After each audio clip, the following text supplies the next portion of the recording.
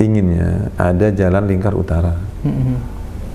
Ya, dari taman itu sampai ke kecamatan Kota Serang, supaya orang yang lalu lalang dari arah Cirwas, dari arah Cilegon, yang mau lingkar itu nggak masuk kota sehingga tidak macet. Mengurai kemacetan. Mengurai kemacetan, gitu. Itu sih anunya, apa namanya yang kita inginkan. Cuman kan apa sih anggota dewan ya ininya? Itu kan kebijakan besar.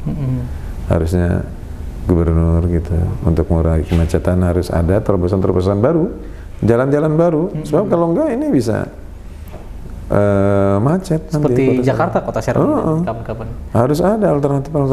Tapi Pak Johaini yang saya tahu kan juga di Komisi 4 DPRD Provinsi Banten ya, yang memang mendorong soal infrastruktur jalan. Apakah harapan itu sudah tersampaikan? Ada juga tahun ini yang masih lambat, seperti pembangunan jalan Sempu Dukuh Kawung.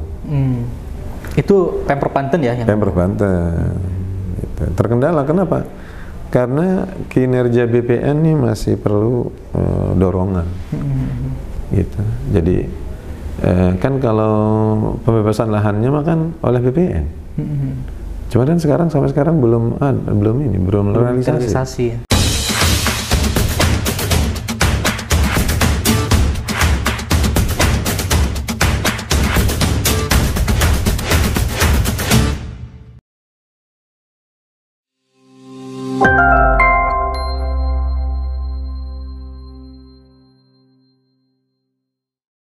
Nah, kali ini saya mengajak sobat untuk bersama berbincang dengan anggota DPRD Provinsi Banten dari fraksi Partai Keadilan Sejahtera, Bapak Haji Johaini M. Rois. Assalamualaikum warahmatullahi wabarakatuh. Waalaikumsalam warahmatullahi wabarakatuh. Kang Irfan, apa kabar? Sehat, alhamdulillah. Sehat, alhamdulillah. Pak Johaini segar sehat nih? Ya? Sehat, alhamdulillah. Alhamdulillah. Ini atributnya? Ya, pertama saya memakai batik Banten yang berwarna hitam. Kebantenan ya? Iya. Dimaksudkan untuk berduka cita atas pembantaian Zionis Israel di Palestina, di Gaza, yang sudah tembus 10.000 syahid di sana. Korban meninggal. Korban meninggal. Jadi korban selama 1 bulan lebih sedikit ini melampaui korban perang Rusia Ukraina yang 19 bulan. Turut prihatin atas kondisi luar biasa saudara kita di Gaza saat ini ya. Di Gaza. Tapi sebelum itu Pak Haji, mungkin sobat kabar Banten ingin mengetahui nih kinerja Pak Johaini selama menjadi anggota DPRD Provinsi Banten, tapi tidak lepas dari soal kegiatan di fraksi ya Pak Johaini. Ini di fraksi PKS, atau komisi? Di fraksi PKS. Fraksi, ya. Alhamdulillah di fraksi kita ada banyak kegiatan ya. Bahkan bulan ini juga kita akan ada agenda lomba baca kitab kuning setiap tahun. Lomba baca kitab kuning setiap tahun. Insya Allah. Mungkin beberapa hari mendatang ini akan ramai juga. Dan itu pesertanya dari? Pesertanya se-Provinsi Banten. Kita Banten pernah menjadi juara nasional dua kali. Ya, jadi tahun 2020 dengan 2021 kalau nggak salah. 2 kali kita pernah juara nasional. Dan yang juara nasional itu maksudnya perlombaan tingkat DPP PKS? Iya, tingkat nasional, seluruh Indonesia. Luar biasa berarti ya? Luar biasa. Banten punya potensi gitu ya? Jadi memang benar Banten sebagai kota santri ternyata luar biasa. Itu terbukti dengan subhanallah. Dan salah satunya dari Kota Serang, juara nasional. 1 tingkat nasional itu. Adanya di Tak-Takan, luar biasa. Perempuan lagi. Itu gagasan yang luar biasa di fraksi PKS. Jadi itu sebagai bukti bahwa fraksi PKS memperhatikan pendidikan agama, terutama di pesantren-pesantren yang kurang mendapatkan perhatian dari pemerintah. Gitu.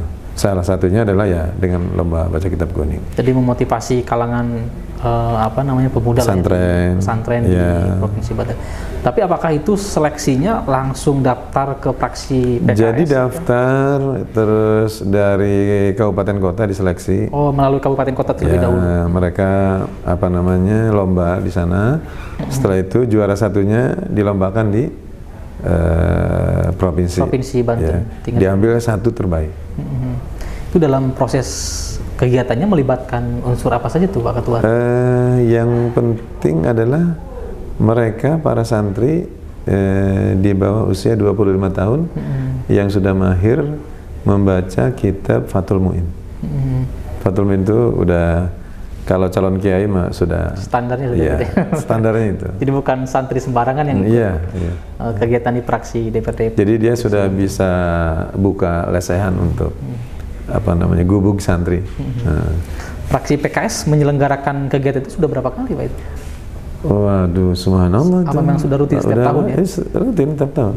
Setiap tahun. Jangan-jangan regenerasi pemenangnya juga menjadi kader PKS. Insya Allah. Kayaknya kita ada semacam pembinaan, ada juga silaturahim, gitu.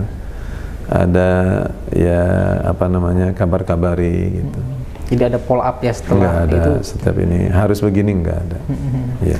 Pak Ketua, apakah kemudian kan di fraksi PKS ini bagian daripada ruang kinerja DPRD Provinsi Banten ya, yang memang dikhususkan anggota DPRD Provinsi Banten dari fraksi orang-orang PKS begitu. Apakah juga kinerja di fraksi itu juga bagian daripada implementasi aspirasi masyarakat begitu yang dari dapil? Ya, seringkali fraksi juga menerima aspirasi dari masyarakat. Ini juga kita diminta akan ada yang datang dari Anyar, walaupun bukan dapil saya, untuk menerima aspirasi dari mereka hari Kamis besok insya Allah. Gitu. Nah, cuman besok Kamis itu kita ada reses 2 tempat, nanti kita atur lah. Jadi selalu memberikan ruang terhadap masyarakat untuk menyampaikan aspirasi ya? Sangat gitu. Kita kan banyak yang ngeluh, Dewan susah dihubungi. Oh enggak, kita fraksi PKS terbuka dengan hal itu ya. Banyak yang mengira kadang anggota Dewan itu bisa segalanya begitu ya. Oh enggak juga ya. Artinya gini, maksudnya kita berupaya untuk melaksanakan amanah dari masyarakat itu semaksimal mungkin, sebisa kita, gitu, insya Allah. Selama kita bisa bantu, kenapa tidak? Gitu. Karena memang toh sebagai wakil rakyat begitu ya. Wakil rakyat. Rakyat itu sebetulnya ketika datang kita dengar ya. Jadi kita sebagai anggota dewan itu harus banyak mendengar daripada kita ngomong, gitu. Nah, mendengar. Iya, mendengar apa keluhan mereka, meskipun keluhannya macam-macam. Selama ini Pak Juheni, ini kan tentu banyak aspirasi tadi masyarakat ya. Pak Juheni di dapil Kota Serang dan sekarang duduk di Komisi 4. Tentu kan Komisi 4 itu mitra kerjanya juga terbatas ya, tidak semua OPD. Infrastruktur. Tadi kata Pak Juheni, pasti semua aspirasi masyarakat ditampung oleh fraksi PKS. Nah, bagaimana cara fraksi PKS mengakomodir semua aspirasi masyarakat agar juga tersalurkan gitu terhadap OPD-OPD terkait itu? Ya, kita kan ada medianya ya, kayak reses gitu kan. Nah, kebetulan saya di Komisi 4 bidang infrastruktur. Kebetulan masyarakat juga di lingkungan yang dekat dengan tempat tinggal saya di Unyur, itu ada yang aspirasinya tuh sangat mendesak. Mendesak. Apa itu? Mengurai kemacetan di terowongan Kaligandu. Itu kan macet terus tuh. Bahkan Pemkot itu sudah membangun jalan tapi terkendala oleh rel kereta. Nah, itu yang terkenal dengan frontage itu kan. Nah, itu kan hampir 15 tahun nggak jalan-jalan, mantep gitu. Gitu. Nah, memang pengaduan masyarakat itu gimana caranya gitu. Nah, kita berupaya dengan teman-teman yang lain untuk bagaimana caranya menembus semacam kemandegan itu. Udah dibangun jalannya, hanya gara-gara ada rel kereta, itu tidak bisa. Dan memang saya pernah datang ke Kemenhub itu, memang karena terkendala oleh aturan perundang-undangan. Alhamdulillah dengan guyubnya masyarakat di TBL, di BIP, di sekitar situ, di Mutiara dan Kaligandu dan Unyur, alhamdulillah gitu. Karena kebutuhan mereka sekarang jalannya udah lancar. Jadi, tentu semua ya, bukan hanya saya gitu.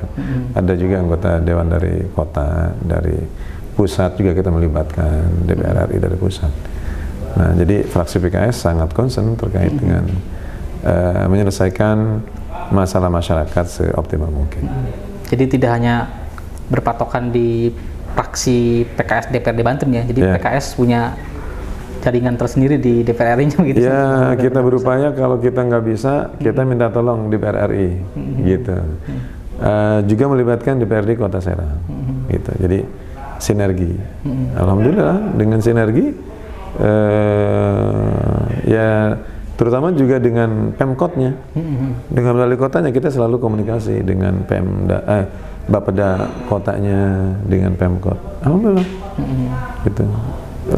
Luar biasa. Dan mereka juga pernah audiensi di Komisi 4 warga situ terkait dengan frontage itu, kemudian di DPRD Kota Serang sampai ke DPR RI. Terus kita pantau terus gitu.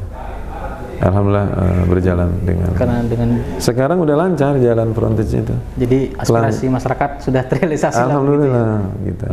Tapi meskipun sudah ada yang terrealisasi, mungkin juga ada yang selama Pak Johannes menjadi anggota DPRD Banten mungkin ada aspirasi yang belum tersampaikan ke. Ya tentu banyak ya. Cuman ada satu hal yang saya tuh dalam tanda kutip ijtihad ya. Ijtihad politik yang ternyata berhasil gitu. Ketika jalan itu tidak bisa oleh pemerintah kota sulit ditembus gitu. Karena pemerintah secara normatif aja memperjuangkannya gitu. Nah, saya melihat ada sesuatu yang out of the box yang akhirnya itu berhasil. Apa itu? Kita dalam tanda kutip menggerakkan masyarakat di situ, RW, RT, ada forum RW-nya di situ, untuk bersama-sama datang ke sana itu sampai ribuan orang. Ada yang bawa pasir, ada yang membawa batu, satu truk, ada terus gitu. Jadi merasa masyarakatnya bergerak sendiri. Ya saya bilang gini, negara itu kalah dengan masyarakat, tapi jangan anarkis. Jadi kita menggerakkan itu, kita kasih tahu ke Polres, kita kasih tahu ke kereta api, kita kasih tahu ke Dishub semuanya secara ini. Alhamdulillah mereka merespon dengan baik dan hampir 2 tahun kalau nggak salah itu akhirnya bisa tercapai. Ya. Jadi ternyata memang kerja anggota DPRD Provinsi Banten berat juga kalau begitu. Luar biasa. Karena bukan hanya mendorong soal kebijakan kalau begitu, tapi bagaimana. Karena itu udah 15 tahun kan itu nggak jalan-jalan gitu. Nah, saya sih sebetulnya bukan inisiatif artinya inginnya ada jalan lingkar utara. Ya, dari taman itu sampai ke kecamatan Kota Serang, supaya orang yang lalu lalang dari arah Cirwas, dari arah Cilegon yang mau lingkar itu nggak masuk kota sehingga tidak macet. Mengurai kemacetan. Gitu. Itu sih yang kita inginkan. Cuman kan apa sih anggota dewan ya ininya? Itu kan kebijakan besar. Harusnya gubernur gitu untuk mengurangi kemacetan harus ada terobosan-terobosan baru, jalan-jalan baru. Sebab kalau enggak ini bisa macet. Seperti nanti, Jakarta, Kota Serang kapan-kapan. Harus ada alternatif. Tapi Pak Johannes yang saya tahu kan juga di Komisi 4 DPRD Provinsi Banten ya, yang memang mendorong soal infrastruktur jalan. Apakah harapan itu sudah tersampaikan? Ada juga tahun ini yang masih lambat. Seperti pembangunan jalan Sempu Dukuh Kawung. Itu Pemprov Banten ya? Pemprov Banten. Gitu. Terkendala, kenapa? Karena kinerja BPN ini masih perlu dorongan. Gitu. Jadi Kan kalau pembebasan lahannya mah kan oleh BPN. Cuma kan sampai sekarang belum realisasi. Iya, banyak yang belum terrealisasi, bahkan belum mungkin ya. Saya belum tahu sampai hari ini apakah sudah berapa yang terrealisasi. Contohnya jembatan di situ, jembatan Cipocok 1 yang dekat dengan apa namanya SPBU, ya kan? Itu baru satu arah. Yang dan sudah selesai. Itu pun dibangun belum dibayar itu. Cuman memang ada perjanjian akan dibayar gitu. Dengan pemilik lahan ya. Dengan pemilik lahan. Pemilikannya lah baik gitu. Akhirnya kita bisa laksanakan. Tapi yang sebelahnya nggak mau bayar dulu. Iya. Gitu. Jadi kalau yang saya lihat memang bertahun-tahun tidak dapat selesai. Ini di mana masalahnya? BPN kerjanya lambat. Gitu. Kita sudah panggil BPN di awal tahun kalau nggak salah di Februari akhir atau Maret. Apa BPN-nya? Panggil BPN-nya. Bahkan kita minta timeline-nya gimana ini supaya masyarakat jalan apa namanya dari Citra Gading ke Boru itu bisa ada pelebaran. Apakah termasuk juga dari Kabupaten Palima? Terutama itu dulu, karena ini kan melanjutkan melanjutkan gitu. Nah waktu itu kita kebijakannya untuk pembebasan lahannya ada, untuk pembangunan juga ada. Oh, Pemprov Banten sudah menyediakan alokasi anggaran itu ya? Hanya terkendalanya di kinerja BPN. Ini sebenarnya apakah ada miskomunikasi antara Pemprov dengan BPN? Kita sih tidak menyimpulkan itu ya, karena saya tahu betul bagaimana kita panggil beberapa kali BPN. Ya intinya BPN yang lelet. Jadi progresnya sama sekali tidak ada. Coba tanya Dinas PUPR. Udah pernah nggak lo PUPR juga? Ya buktinya itu jalan dilaksanakan belum dibayar kok dilaksanakan. Gitu kan. Tapi karena ada perjanjian mau dibayar bisa. Dan diizinkan oleh pemilik lahan. Jalan. Sebelahnya enggak. Kenapa? Ingat? Itu kan pertanyaan. Berarti itu BPN-nya. Saya justru ini Pak Ketua, anggaran sudah tersedia. Baik untuk pembebasan lahan, kemudian juga untuk pembangunan. Tapi kalau kemudian ini pembebasan lahannya tidak selesai di BPN, berarti anggaran yang tersedia tidak terpakai lagi di tahun ini, begitu ya? Makanya kan kita itu apa namanya menyayangkan gitu. Kita sudah siapkan, kalau misalnya nggak bisa kan, atau BPN ada apa gitu, mudah-mudahan sih sebulan ini bisa selesai. Terrealisasi. Tapi selesai paling pembebasan lahan ya, kalau memang akan selesai. Masyarakat banyak yang nanya ke saya, Pak, gimana sih ini? Kok belum? Waduh, saya belum, nggak tahu saya. Sementara sebagai anggota dewan, aspirasi tadi harus membangun jalan untuk mengurai kemacetan, tapi ini juga ternyata terhambat soal itunya ya Pak. Soal pembebasan lahan. Ketua dewan. Kan kalau dari kinerjanya cepat, ya kan? Insya Allah sih, misalnya dari Februari itu kita laksanakan sampai Juni selesai, Juli pembangunannya kan gagah. Kita masyarakat bisa menikmati jalan begitu gitu. Ya. Tapi mungkin selama beberapa kali bertemu dengan BPN, Pak Zuheni, adakah catatan Komisi 4 yang memang itu diurai oleh BPN bahwa inilah poin-poin masalahnya sehingga jalan itu belum juga bisa dibebaskan begitu? Sebetulnya sih kalau masalah setiap pembebasan lahan itu kan ada masalahnya. Itu saya kira sangat normatif. Tapi ya kita sih melihat kok ini kok itu kesan saya ya, kesan saya. Karena buktinya sampai sekarang masih banyak yang iya, PR-nya masih banyak soal. Akhirnya mau 2004 sebulan lagi. Iya, ini kita sudah masuk ke November. Bulan depan Desember sudah termasuk Pemprovnya juga lelet. Ya, ini 2024 2 bulan lagi. November tanggal berapa sekarang? Sekarang tanggal 7, ya kan? Tapi APBD 2004 belum dibahas. Besok kita mau reses sampai tanggal 17. Biasanya 30 November itu sudah diketok. Tapi ini belum sama sekali belum dibahas. Ini juga apa namanya, saya koreksi untuk Pemprov Banten ini belum ada pembahasan.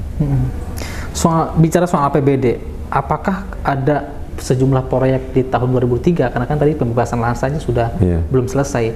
Apakah di APBD 2023 banyak proyek yang kemungkinan akan mandek gitu? Itu kita harus panggil dinasnya ya untuk evaluasi kinerja. Gitu. Udah berapa persen anunya. Nah itu kita belum ada laporan dari dinas. Tapi catatan terakhir berarti baru soal infrastruktur jalan itu ya? Iya. Itu yang kelihatan aja. Saya tanya ke dinas, iya Pak baru setengahnya, kenapa? Karena belum dibayar. Emang BPN-nya kemana aja? Tanya aja BPN. Dibulak-balik jadinya, masih muter-muter di BPN.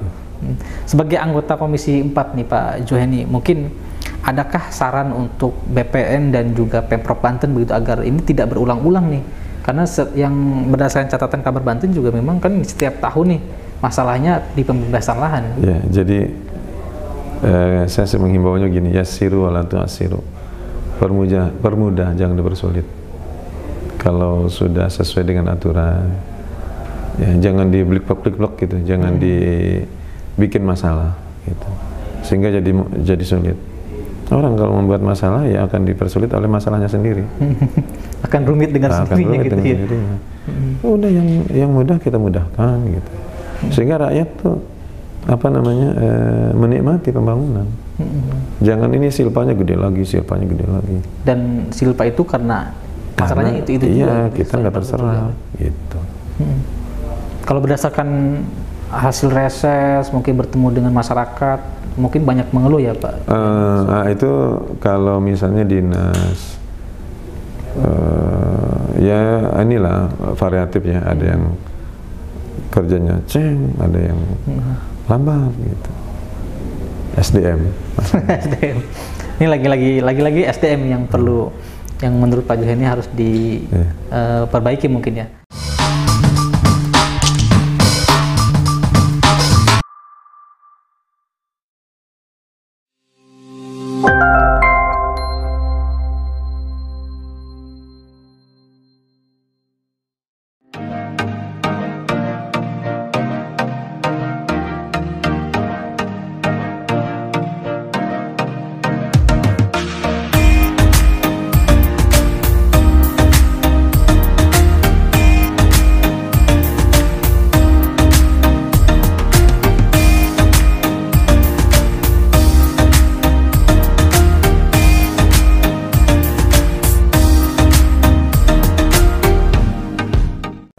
Ya, Sobat Kabar Banten, kita ketemu lagi masih bersama Pak Juheni M. Rois, anggota DPRD Provinsi Banten dari fraksi Partai Keadilan Sejahtera.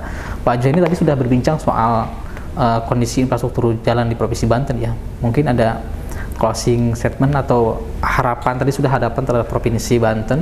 Mungkin kedepannya apa yang kiranya perlu dilakukan? Aspirasi dari masyarakat Kota Serang terutama ya terkait dengan kinerja mitra kerja kita. Misalnya ini sebentar lagi kan ada musim hujan ya, terkait dengan banjir. Itu kalau bisa bagaimana caranya rencana pembangunan itu mengarah kepada gimana mengatasi banjir di Kota Serang. Ya, jadi Dinas PUPR Provinsi, Dinas PUPR Kota Serang dan Balai itu berkoordinasi. Kerjasama. Ini ada masalah banjir di Kota Serang, apa yang harus kita lakukan? Oh jalan ini, oh apa namanya drainase ini, oh sungai ini, oh saluran ini. Oke.